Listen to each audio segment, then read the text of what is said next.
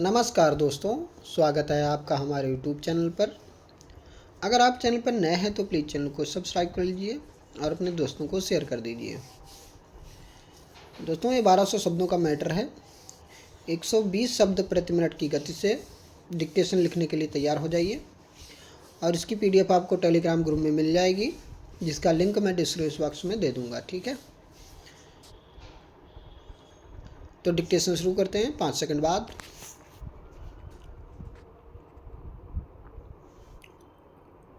Start. महोदय, मैं कहना चाहता हूं कि आप देश की स्थिति का विचार कीजिए, देश की आबादी का विचार कीजिए और सचमुच में यदि आप कृषि में कोई रुचि रखना चाहते हैं तो देश के किसानों की यह स्थिति नहीं हो सकती। किसान जो देश का मालिक है वह आज सबसे बदतर और सबसे बुरी स्थिति में पड़ा हुआ दिखाई देता है।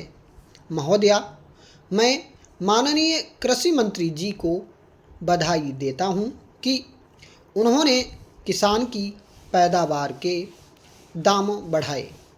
मेरा निवेदन यह है कि अप्रैल और मई में जब हम यहाँ बैठे हुए हैं, किसान को इस समय 2 काम करने पड़ते हैं। एक काम तो खेतों में गेहूं काटने का और बाद में उसको मशीन पर डालकर गेहूं निकालने का है। दूसरा काम यह है कि गन्ने के खेतों में फसल अभी तक पड़ी हुई है, उसको काटकर मिलों के सेंटर्स पर ले जाना पड़ता है।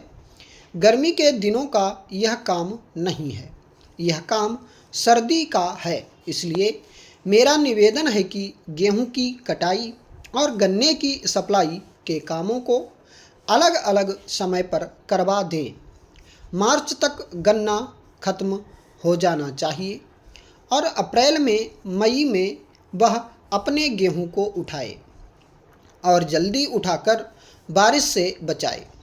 मेरा निवेदन है कि भारत सरकार ने जो शुगर पॉलिसी बनाई है उसमें कृषि मंत्री जी संशोधन करें ताकि गन्ना आज भी उत्तर प्रदेश के जनपदों में खेतों में पड़ा हुआ है, वह मार्च तक खत्म हो जाए और किसान अप्रैल में अपने गेहूं की कटाई कर सकें। एक बात मैं और भी कहना चाहता हूं कि यह जो कृषि मूल्य आयोग है उसमें कई वर्षों से सुन रहे हैं कि किसानों के प्रतिनिधि जाएंगे, लेकिन 6 साल से यह बात उठ रही है परंतु कभी हुआ नहीं है।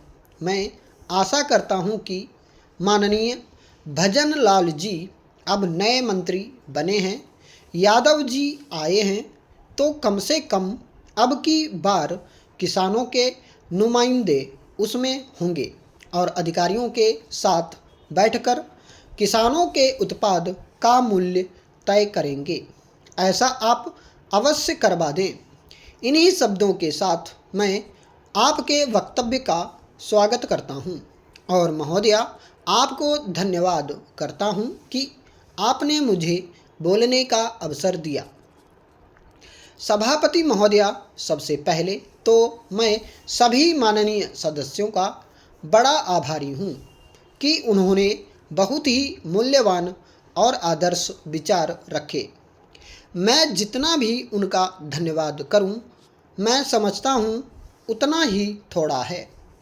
बहुत अच्छे सुझाव भी दिए हैं और जानकारी भी दी और कुछ हमारे सदस्य हैं जो विशेषज्ञ भी हैं इस बारे में, उन्होंने बहुत अच्छी बातें कहीं। बहुत से नेता यहाँ किसानों के नेता भी हैं, उन्होंने भी बहुत अच्छी बातें कहीं जो किसानों के हित में हैं। मैं सबको मुबारकबाद देना चाहता हूँ। आप जानते हैं कि हमारा मुल्क कृषि प्रधान देश है। 75% की आबादी गाँवों में निवास करती है, जिनकी तरफ सरकार ध्यान नहीं देती। आदरणीय उपसभापति महोदय, जो बिल मंत्री जी की तरफ से बाल विवाह रोकने के संबंध में पेश किया गया है, मैं उसका समर्थन करता हूँ।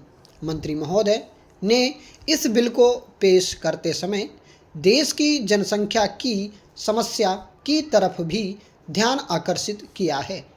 मेरा कहना है कि हमारे देश में बाल विवाह को एक अपराध घोषित करना चाहिए और रेडियो और अखबार के माध्यम से इस देश की 60 करोड़ जनता के मन में और उसके बीच में इन साधनों से यह बतलाना चाहिए कि बाल विवाह करेंगे तो उन्हें सज़ा दी जाएगी।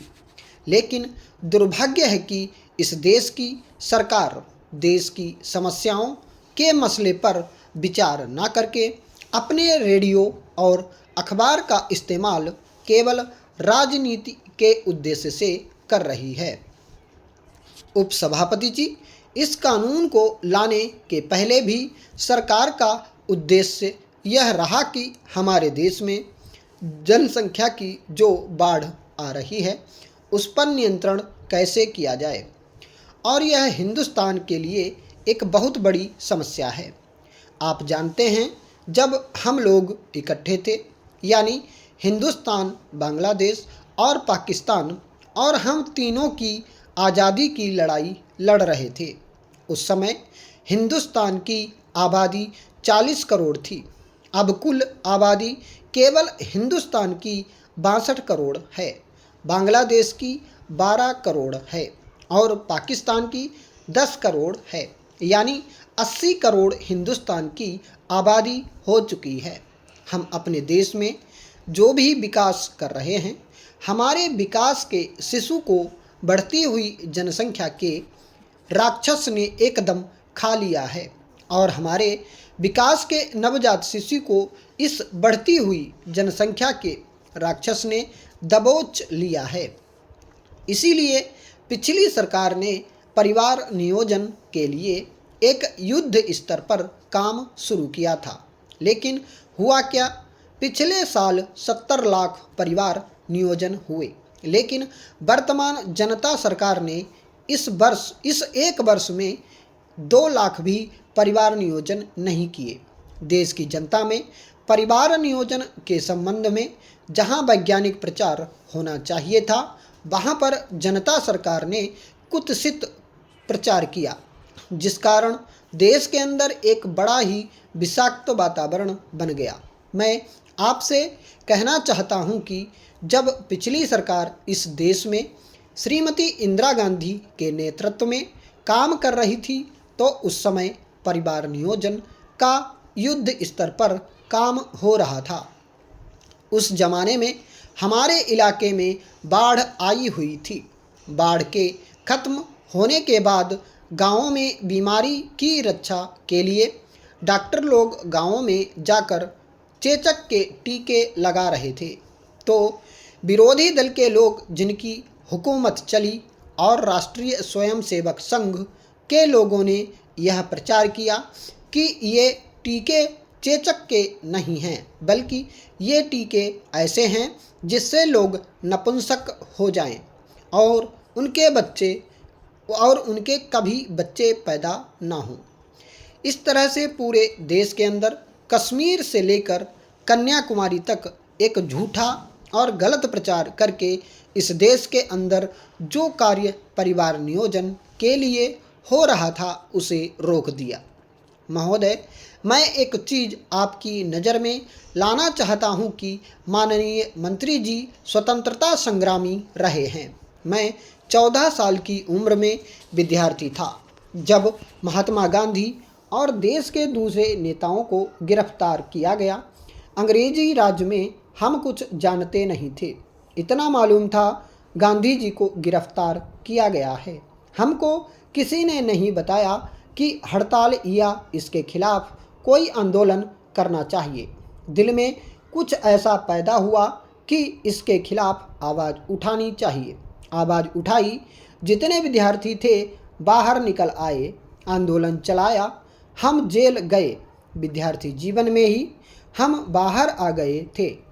हमें मालूम नहीं था क्या कानून है और क्या कर सकते हैं। चर्चा करने से पता चला कि इस प्रकार का एक कानून है। ऐसे ही कानून को हमारे खिलाफ इस्तेमाल किया गया। हमारे जो भी बंधु मित्र थे हमको पत्र लिखा करते थे या हम उनको पत्र लिखा करते थे। उनके पत्र न हमको मिले और न हमारे उनको मिले। जब हम बाहर आए और पूछा कि हमने जो पत्र लिखे थे आपने उनका जवाब क्यों नहीं दिया, तो कहने लगे कि हमको आपके पत्र नहीं मिले। स्टॉप।